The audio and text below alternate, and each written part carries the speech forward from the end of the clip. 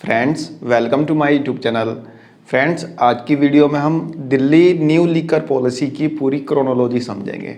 मैं यहाँ प्रयास करूँगा कि आपको बहुत ही शॉर्टकट में पूरी क्रोनोलॉजी समझाऊँ। दिल्ली लीकर पॉलिसी जब से लागू हुई तब से आज तक क्या क्या हुआ, कैसे कैसे हुआ, सारी चीज़ें आपको बहुत ही शॉर्टकट में बताऊँगा। आपको ये पता होना चाहिए कि दिल्ली लीकर पॉलिसी को क्यों रोल बैक किया गया। सारी चीज़ें मैं यहाँ पे आपको पॉइंट टू पॉइंट बताऊंगा। फ्रेंड्स, दिल्ली गवर्नमेंट ने 16 नवंबर 2021 को न्यू लीकर पॉलिसी को इम्प्लीमेंट किया था। जब इस न्यू लीकर पॉलिसी को इम्प्लीमेंट किया गया था तो इसका बहुत ज़्यादा विरोध हुआ और दिल्ली गवर्नमेंट ने इसको बताया कि ये बहुत ही अच्छी पॉलिसी है, इसलिए इसको इम्प्लीमेंट किया जा रहा है। लेकिन ऐसे क्या कारण रहे कि एक साल भी ये पॉलिसी नहीं चल पाई और दिल्ली गवर्नमेंट को इसको रोल बैक करना पड़ा, यानी कि इसको ख़त्म करना पड़ा। इसके पीछे क्या कारण रहे, चलिए फ्रेंड्स इन कारणों का जरा एनालाइज करते हैं और जानते हैं कि इसके पीछे कौन कौन से कारण रहे कि दिल्ली गवर्नमेंट को अपने कदम को पीछे हटाना पड़ा। फ्रेंड्स, दिल्ली गवर्नमेंट 2021 के इनिशियल में ही न्यू लीकर पॉलिसी को लेके आई थी और दिल्ली गवर्नमेंट का ये कहना था कि जो लोग कच्ची शराब पी के अपना स्वास्थ्य खराब करते हैं या फिर नकली शराब पी के अपना स्वास्थ्य खराब करते हैं, उन लोगों के लिए ये पॉलिसी अच्छी साबित होगी और नकली शराब और कच्ची शराब पे रोक लग पाएगी। इसके साथ साथ दिल्ली गवर्नमेंट ने ये भी तर्क दिया था कि नई लीकर पॉलिसी से गवर्नमेंट के पास रेवेन्यू अच्छा आएगा, यानी कि पहले के मुकाबले ज़्यादा रेवेन्यू आएगा और अच्छा रेवेन्यू आने से दिल्ली गवर्नमेंट डेवलपमेंट के दूसरे काम भी कर सकती है। इसलिए न्यू लीकर पॉलिसी को 2021 में लॉन्च किया गया था और नवंबर 2021 में इसको इम्प्लीमेंट कर दिया गया था पूरी दिल्ली के अंदर। न्यू लीकर पॉलिसी इम्प्लीमेंट होने से पहले दिल्ली में शराब की बिक्री सरकारी हाथों में थी। दिल्ली सरकार की एजेंसियां प्राइवेट प्लेयर्स के साथ मिलकर दिल्ली में शराब की सप्लाई करती थी और शराब की बिक्री करती थी। दिल्ली में मेनली शराब सप्लाई करने वाली गवर्नमेंट की 4 एजेंसियाँ थी। पहली थी DSIDC, दूसरी थी DTTDC, Delhi tourism transportation development corporation, तीसरी थी Delhi state civil supply corporation, चौथी थी DCCWS यानी Delhi consumer cooperative wholesale store. तो ये चारों एजेंसियां प्राइवेट प्लेयर्स के साथ मिलके, यानी जो प्राइवेट लोग होते थे उनके साथ मिलके दिल्ली में शराब की बिक्री करती थी। न्यू लीकर पॉलिसी इंप्लीमेंट होने से पहले, ये मैं पहले की बात बता रहा हूँ, ये 4 एजेंसियां दिल्ली सरकार की एजेंसियां थी। ये प्राइवेट लोगों के साथ मिलकर दिल्ली में शराब की सप्लाई और उसकी सेलिंग करती थी। फ्रेंड्स, जैसे कि सेंटर में बैठी मोदी गवर्नमेंट एक एक करके सभी सरकारी कंपनियों को निजी हाथों में दे रही है। एग्जाम्पल के तौर पे आप देख लीजिए एयर इंडिया। इसके पीछे मोदी गवर्नमेंट यह तर्क देती है कि बिजनेस करना लोगों का काम है, कंपनियों का काम है। सरकार बिजनेस नहीं करती, सरकार का काम है सिर्फ टैक्स कलेक्ट करना। सरकार का काम बिजनेस करना नहीं है, इसलिए मोदी गवर्नमेंट एक एक करके सभी PSU और जो भी गवर्नमेंट एंटरप्राइजेस हैं उनको प्राइवेट हाथों में दे रही है। मोदी गवर्नमेंट की इसी स्टेटमेंट को फॉलो करते हुए केजरीवाल गवर्नमेंट ने भी दिल्ली में शराब के ठेके सारे के सारे प्राइवेट हाथों में दे दिए। केजरीवाल गवर्नमेंट का कहना यह था कि दिल्ली में शराब बेचना सरकार का काम नहीं है, ये प्राइवेट लोगों का काम है, हमारा काम है सिर्फ टैक्स कलेक्ट करना। इसी पॉलिसी को फॉलो करते हुए दिल्ली गवर्नमेंट ने सभी सरकारी शराब के ठेकों की दुकान प्राइवेट हाथों में दे दी और इसका पूरी तरह से प्राइवेटाइजेशन कर दिया। और जब शराब की सारी दुकानें प्राइवेट हो गई, यानी कि पूरी तरह से प्राइवेटाइजेशन हो गया, उसके बाद शुरू होता है इन प्राइवेट प्लेयर्स का खेल। फ्रेंड्स, 1 नवंबर 2021 से लेके 15 नवंबर 2021 के बीच दिल्ली में शराब की भारी किल्लत हो गई थी, बहुत किल्लत हो गई थी इन 15 दिनों में। लेकिन 16 नवंबर 2021 के बाद दिल्ली में शराब की जो गंगा बहनी शुरू हुई, उसकी प्रसिद्धि सिर्फ दिल्ली में ही नहीं, दिल्ली के साथ साथ पूरे देश से लेके दूसरे देशों में भी उसकी प्रसिद्धि फैली। जो न्यू लीकर पॉलिसी थी उसके तहत दिल्ली में जो शराब की गंगा बही ना, वो बहुत फेमस हुई। कहने का मतलब बहुत फेमस हुई। भारत में बहने वाली गंगा नदी भी 2525 किलोमीटर की दूरी तय करके थम जाती है, लेकिन दिल्ली में बहने वाली शराब की गंगा का कोई छोर नहीं था, यानी there is no starting point, no ending point, कोई और छोर नहीं था। दिल्ली में लिकर सेलिंग बिजनेस में प्राइवेट प्लेयर्स के आने के बाद सरकार का कंट्रोल पूरी तरह से ख़त्म हो गया, यानी कि लिकर सेलिंग में गवर्नमेंट का कोई इंटरफेयर नहीं था, यानी नहीं है। जो current liquor policy Delhi government ने लागू कर रखी थी। उसमें सरकार का कंट्रोल पूरी तरह से खत्म हो गया था। उसके बाद प्राइवेट प्लेयर्स में ऐसी होड़ मची, इतना कंपटीशन बढ़ा कि एक क्वार्टर के साथ एक क्वार्टर फ्री मिलने लग गया, एक हाफ के साथ एक हाफ फ्री मिलने लग गया, एक बोतल के साथ एक बोतल फ्री मिलने लग गई, एक पेटी के साथ एक पेटी फ्री मिलने लग गई। दिल्ली से लोग शराब की तस्करी करने लग गए, क्योंकि जो बोतल यहाँ पे जिस भी ब्रांड की, पर्टिकुलर ब्रांड की बोतल जो यहाँ पे 450 रुपये में मिलती थी, वही बोतल यूपी में 650 की मिलती थी। तो सीधा सीधा 200 रुपये का फ़र्क तो यहाँ पे आ गया। और उस पर भी सोने पे सुहागा ये है कि एक बोतल 450 रुपये की आपने दिल्ली में ली, एक बोतल 650 की यूपी में ली यानी नोएडा में ली, 200 का फ़र्क यहाँ पे आया। उसके बाद एक बोतल के साथ एक बोतल फ्री मिल गई, तो 200 का फ़र्क यहाँ पे आया, 450 का एक बोतल फ्री मिल गई, तो सीधा सीधा 650 रुपये का फ़र्क एक बोतल पे आ गया। एक पेटी दिल्ली से नोएडा को पहुँचाएगा तो सोच लीजिए कितना फ़ायदा होगा। एक पेटी के साथ एक फ्री तो मिलेगी, यानी एक बोतल पे 650 रुपये, यदि 12 बोतल पहुंचाता है तो आप अंदाज़ा लगा कर देख सकते हैं कि कितना फ़ायदा होगा। एक चक्कर दिल्ली से नोएडा मारेगा, कितना फ़ायदा होगा, आप इसी बात से अंदाज़ा लगा लीजिए। तो दिल्ली से शराब की स्मगलिंग होने लगी। सिर्फ एनसीआर ही नहीं, देश के कई बड़े बड़े शहरों में दिल्ली से शराब जाने लग गई, क्योंकि दिल्ली की शराब सस्ती थी। सस्ती प्लस क्वालिटी दोनों चीज़ होती थी दिल्ली की शराब में, इसलिए दिल्ली की शराब पूरे देश में एक चर्चा का विषय बन गई, जिसके बारे में मैंने आपको अपनी एक वीडियो में बताया भी था। दिल्ली की न्यू लीकर पॉलिसी की वजह से दिल्ली के आसपास के इलाके यानी कि एनसीआर के इलाकों में जो शराब की दुकानें थी, उनके बुरे दिन शुरू हो गए।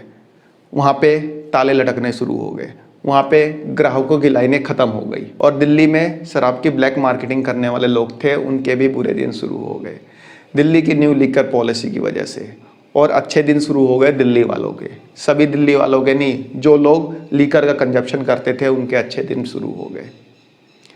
क्यों नहीं शुरू होंगे भाई, एक बोतल पे एक बोतल फ्री मिल रही है, एक क्वार्टर पे एक क्वार्टर फ्री मिल रहा है। तो दिल्ली की न्यू लीकर पॉलिसी की वजह से कुछ लोगों के बुरे दिन शुरू हुए तो कुछ लोगों के अच्छे दिन शुरू हुए। जहाँ पुरानी लीकर पॉलिसी में 21 ड्राई डेज होते थे इन अ ईयर, यानी साल में 21 दिन शराब की दुकानें बंद रहती थी, उस दिन ड्राई डे होता था। बट न्यू लीकर पॉलिसी में ड्राई डे की संख्या 21 से घटाकर सिर्फ 3 कर दी गई, यानी पूरे साल शराब की दुकानें खुली रहेंगी, सिर्फ 3 दिन शराब की दुकानें बंद रहेंगी। वो 3 दिन आप समझ सकते हैं कौन से दिन हो सकते हैं, 15 अगस्त, 26 जनवरी, 2 अक्टूबर। दिल्ली में शराब पीने वालों की आयु यानी जो मिनिमम एज थी 25 ईयर से घटा के 21 ईयर्स कर दी गई। अब 21 साल वाला बंदा भी जाके शराब ले सकता है और पी सकता है। पहले यह लिमिटेशन 25 ईयर्स की थी, यानी 25 साल से कम का बंदा शराब ना ले सकता है ना पी सकते हैं दिल्ली में। बट न्यू लीकर पॉलिसी में अपने शराब की बिक्री को बढ़ाने के लिए दिल्ली गवर्नमेंट ने उस एज की लिमिटेशन को कम कर दिया। दिल्ली गवर्नमेंट की न्यू लीकर पॉलिसी के पॉइंट ऑफ व्यू से पूरी दिल्ली को 32 जोन में बांट दिया गया, और इन 32 जोन में 849 शराब की दुकानों को खोलने का परमिशन दे दी गई, यानी पूरे 32 जोन में 849 शराब की दुकानें खोलेंगी। यदि वार्ड वाइज इसकी कैलकुलेशन करेंगे तो दिल्ली के एक वार्ड में 3 शराब की दुकानें खोलने की परमिशन दे दी गई थी। अभी इस पॉलिसी को इम्प्लीमेंट हुए 6-8 महीने ही हुए थे कि पूरी दिल्ली में 639 शराब की दुकानें खुल गई थी, और जो दुकानें नहीं खुल पाई थी उसका मेन रीज़न था स्थानीय लोगों का विरोध और एमसीडी में बैठा विपक्ष। इन दोनों रीजनों से बाकी की दुकानें नहीं खुल पाई थी। जैसा कि मैंने आपको यहाँ पे बताया है कि न्यू लीकर पॉलिसी के अंतर्गत पूरी दिल्ली को 32 जोन में बांट दिया गया था, और इन 32 जोन के लिए जो बिडिंग हुई थी, इस बिडिंग में फर्म्स को इनवाइट किया गया था, इसमें किसी भी इंडिविजुअल को इनवाइट नहीं किया गया था। इसमें शॉप वाइज बिडिंग नहीं हुई थी, यानी ये नहीं कि एक एक दुकानों की बिडिंग हुई हो, एक एक दुकानें आपको दी गई हो। इसमें पूरे जोन वाइज बिडिंग हुई थी, और 32 जोन के लिए अलग अलग फार्म्स और अलग अलग कंपनियों को इनवाइट किया गया था, और एक कंपनी मैक्सिमम 2 जोन के लिए बिडिंग कर सकती थी। इसमें किसी भी तरह के इंडिविजुअल ने पार्टिसिपेट नहीं किया था, सिर्फ फर्म और सिर्फ कंपनियों ने इसमें पार्टिसिपेट किया था बिडिंग में, और सिर्फ जोन वाइज, यानी 32 लोगों को टेंडर मिले होंगे मैक्सिमम से मैक्सिमम, और एक कंपनी मैक्सिमम 2 जोन के लिए बिडिंग कर सकती थी। अब समझते हैं इस पॉलिसी को रोल बैक करने का रीज़न। दिल्ली गवर्नमेंट ने जितनी मेहनत से इस पॉलिसी को बनाया था और बिना किसी मेहनत के इसको रोल बैक कर दिया। क्या रीज़न था, क्यों इसको रोल बैक किया आखिर? आइए समझते हैं इसकी क्रोनोलॉजी। 22 मई 2022 को दिल्ली के नए एलजी बन के आए मिस्टर वीके सक्सेना, यानी विनय कुमार सक्सेना। ये दिल्ली के पहले ऐसे लेफ्टिनेंट गवर्नर है जो कॉरपोरेट बैकग्राउंड से हैं, और इनको पद्म पुरस्कार भी मिल चुका है, शायद पद्म पुरस्कार इनको मिल चुका है, 2020 या 21 में मिला था। और ये पहले ऐसे एलजी हैं जो कॉरपोरेट बैकग्राउंड से हैं। जिस दिन ये एलजी बने उसी दिन इन्होंने बयान दिया था कि मैं एलजी की कुर्सी पर बैठ के काम नहीं करूँगा, मैं फील्ड में काम करूँगा, मैं सिर्फ बैठ के काम करने वालों में से नहीं हूँ, मैं फील्ड में घूम घूम के काम करूँगा। एलजी की इंटेंशन को अरविंद केजरीवाल भांप गए और उसके अगले दिन से ही बयानबाजी करने लगे कि हमारे इस मंत्री को गिरफ्तार किया जाएगा। पहले तो उन्होंने बोला सत्येंद्र जैन को देखना अगले कुछ दिनों में गिरफ्तार कर लिया जाएगा। उसके बाद जब एलजी ने फाइल खोली, इसकी क्या नाम है, न्यू लिकर पॉलिसी की फाइल खोली, तो वो अरविंद केजरीवाल जी बयानबाजी करने लग गए कि अब हमारे मनीष सिसोदिया जी को गिरफ्तार किया जाएगा। इस तरह की बयानबाजी करने लग गए। यहाँ पे केजरीवाल जी गलत नहीं है, केजरीवाल यहाँ पे गलत नहीं है। कोई भी मंत्री फंसता है तो उसका आरोप सेंटर पे लगाता ही लगाता है, चाहे वो मिस्टर केजरीवाल हो, चाहे वो बंगाल के जो मिनिस्टर अभी पकड़े गए हैं मिस्टर पर्थ, वो उनके घर से 50 करोड़ रुपए कैश मिले हैं, वो बोलते हैं कि बीजेपी ने फंसा दिया। अरे बीजेपी आपके घर में 50 करोड़ रुपए रख के थोड़े आएगी। ठीक है यार, होता है, ये सब चीज़ें राजनीति में चलती रहती है। जब इन फ्यूचर बीजेपी का कोई नेता फंसेगा, वो भी यही बोलेगा सेंटर में, यदि कोई और गवर्नमेंट होती है, कांग्रेस या कोई भी पार्टी रहती है, तो उसको बोलेगा कि इसने फंसा दिया। ये तो चलता रहता है, राजनीति इसी को बोलते हैं ना, राजनीति बोलते हैं इसी को है। एक का आरोप दूसरे पे लगा दो, अपना आरोप दूसरे पे लगा दो, ठीक है ना, अपने पाले की गेंद को दूसरे के पाले में फेंक दो, ये चलता रहता है। तो यहाँ पे अरविंद केजरीवाल जी गलत है नहीं। हर कोई भी ये नहीं बोलता कि हाँ भाई मैं बेईमान हूँ, हर कोई अपने आप को बोलता है मैं ईमानदार हूँ। चाहे वो लालू प्रसाद यादव हुए, चाहे वो केजरीवाल जी हुए, चाहे वो ममता बनर्जी हुई, चाहे वो नरेंद्र मोदी हुए, कोई भी हुए। फ्रेंड्स, एक बात आपने देखी होगी, बड़ी मज़ेदार बात बताता हूँ, आपने ध्यान दिया ही होगा वैसे तो, जब भी कोई नेता गिरफ्तार होता है अगले दिन वो बीमार पड़ जाता है, जाकर हॉस्पिटल में पड़ जाता है, बीमार हूँ भाई। लालू प्रसाद यादव पिछले इतने साल से जेल में है, कहने के लिए जेल में है, लेकिन 90% वक्त उनका हॉस्पिटल में कटता है।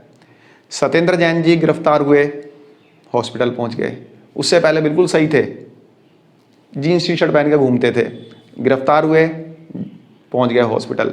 हाईकोर्ट में ईडी ने ये बोला कि सत्येंद्र जैन जी बिल्कुल सही सलामत है, आराम से लेटे रहते हैं, जब हम आते हैं जैसे ही हमारे ईडी के अधिकारी पहुंचते हैं ऑक्सीजन मास्क लगा के लेट जाते हैं।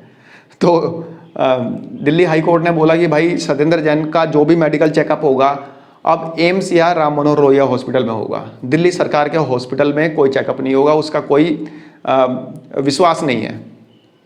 मैं ये नहीं कह रहा हूँ कि विपक्ष के लोग ही है, यदि बीजेपी के नेता भी ऐसे ही है ना तो वो भी ऐसे करेंगे।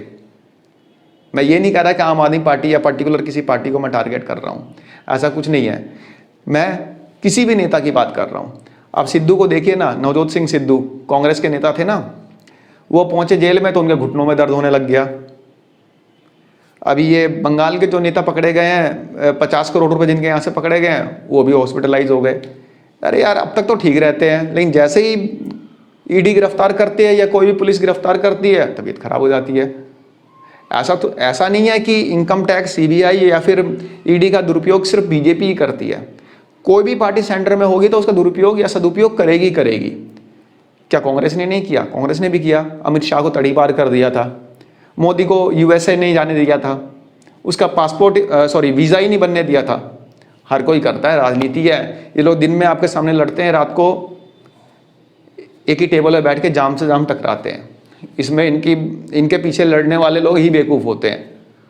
किसी भी पार्टी के पीछे लड़ने वाले जो आपस में अपनी खुद का भाईचारा खराब करते हैं वही बेवकूफ़ होते हैं। तो फ्रेंड्स, हम कहाँ थे? तो हम थे दिल्ली की न्यू लीकर पॉलिसी के बारे में हम बात कर रहे थे। एलजी मिस्टर विनय सक्सेना ने दिल्ली के chief secretary mister Naresh Kumar से Delhi new liquor policy related file मांगी।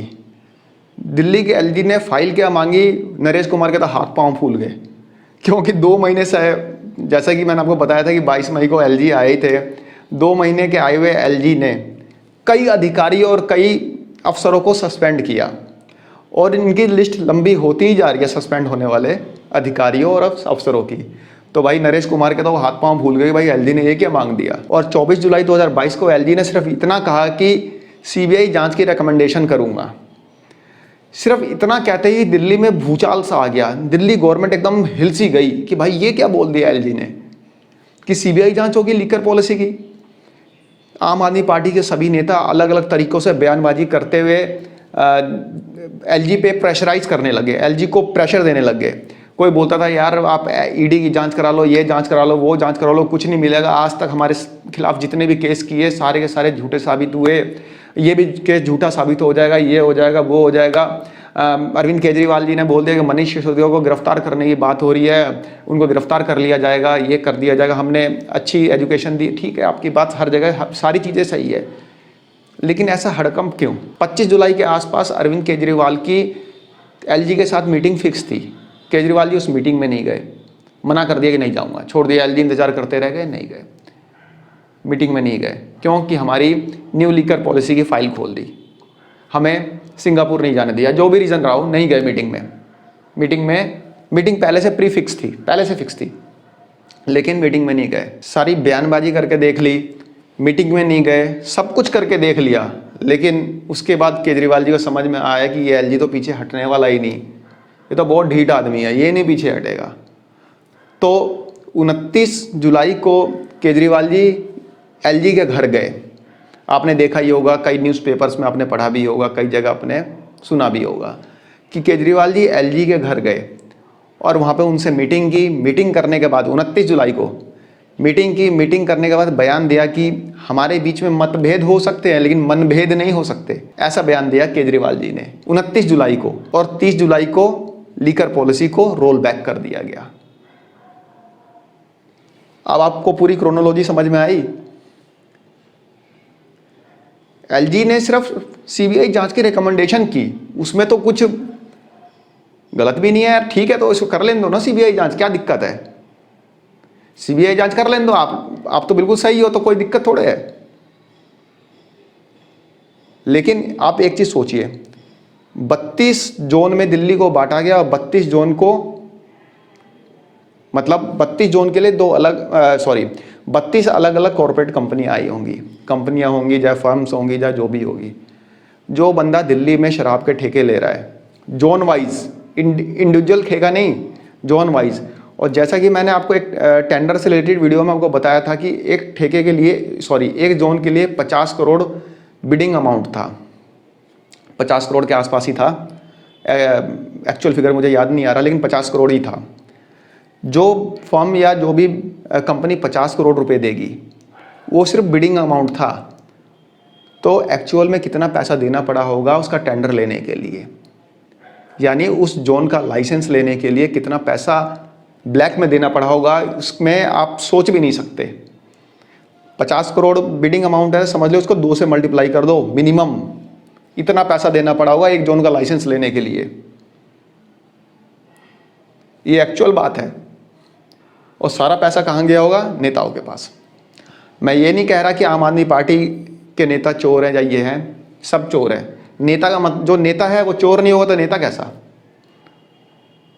अरे यार, प्रचार में इतना पैसा खर्च कर रहा है, क्या आपकी 50,000 रुपये सैलरी के लिए कर रहा है? जितना पैसा वो चुनाव प्रचार में बहाता है, सैलरी के लिए थोड़े करता है।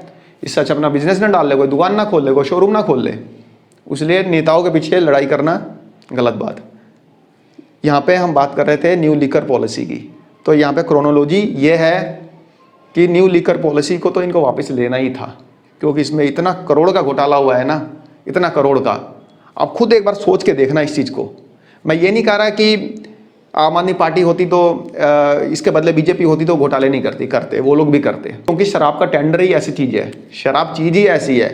इंडिया का सबसे हॉट प्रोडक्ट है शराब, दूध से भी ज़्यादा हॉट प्रोडक्ट है। आपने देखा होगा लॉकडाउन के बाद जब शराब के ठेके खुले, तो उसमें कोई आपको बताने और समझाने वाली कोई बात नहीं है। लेकिन यहाँ पे मेरा मकसद था दिल्ली की न्यू लीकर पॉलिसी के बारे में बताना। अब 1 अगस्त से दोबारा से वही पुरानी पॉलिसी आ जाएगी, लेकिन दिल्ली गवर्नमेंट बोल रही है ये 1 महीने के लिए इसको और एक्सटेंड कर देंगे, क्योंकि अगर एक्सटेंड नहीं करते तो दिल्ली में शराब की भारी किल्लत हो जाएगी। इसलिए एक्सटेंशन और मांगा जा रहा है और मिल जाएगा, 1 महीने के लिए मिल जाएगा। बट 1 सितंबर से दिल्ली में पुरानी लीकर पॉलिसी दोबारा से आ रही है। दिल्ली वालों के लिए बैड न्यूज़ है। बैड न्यूज़ ये है कि अब शराब पे किसी भी तरह का कोई डिस्काउंट नहीं मिलेगा, किसी भी तरह की कोई फ्री की स्कीम नहीं मिलेगी, सब कुछ जो पहले था वैसे रहेगा। तो फ्रेंड्स, एक छोटी सी वीडियो थी, आशा करता हूँ आपको पसंद आई होगी। धन्यवाद, नमस्कार।